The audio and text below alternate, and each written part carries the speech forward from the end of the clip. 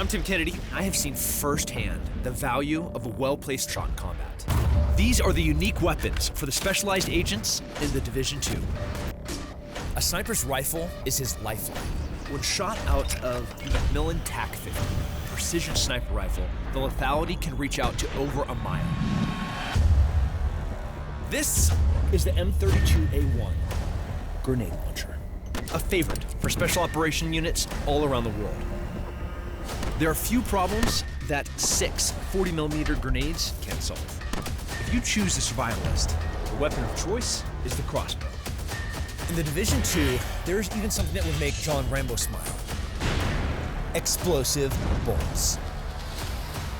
If you want to be an instrument of destruction in the Dark Zone or in PvP, this is your weapon of choice.